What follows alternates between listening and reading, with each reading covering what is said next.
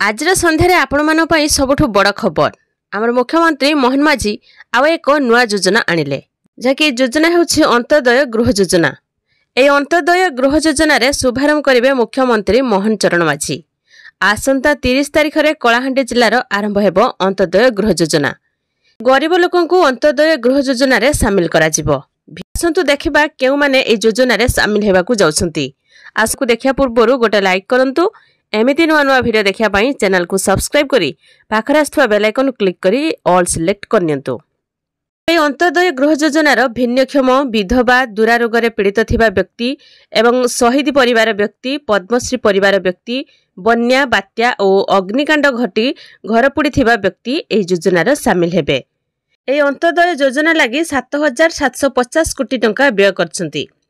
दारिद्र्य सीमारेखा तले थिबा परिवार को पक्का घर जोगाइबाकू अंत्योदय गृह योजना राज्य सरकार एक महत्वाकांक्षी योजना रही। एही अधीन रे आसंता 3 वर्ष रे अति कम रे 2,25,000 नूतन पक्का घर मंजूर करा जिवो। 2025-26 रे 75,000 गृह निर्माण पाई लक्ष्य रखा जायछि। चलित बजेट एथिपाई 2,603 कोटी व्यय बराद करा जायछि। आ सेपटे मार्च 31 रे आवास सर्वे रो डेडलाइन मार्च 31 जाए चलिबो आवास सर्वे। एबे जाए सर्वे रे 19.5 लाख लोक नाम पंजीकरण करछंती। एनै पंचायत राज मंत्री नवीन नारायण नायक एक सूचना दैछंती।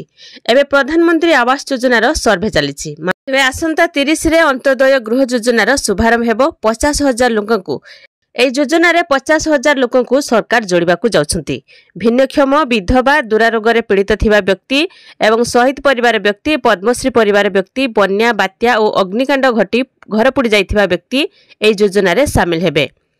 तो यह थिला आजर संध्यारे आपण मानन पई गोटे छोट इन्फॉर्मेशन। आसंता 30 रे अंत्योदय गृह योजना रो शुभारंभ हेबाकू जाउछि। बास खाली वीडियो गोटे लाइक कर दियंतु और केउ जिल्ला रो वीडियोटी देखुछंती कमेंट माध्यम रे जणैबे।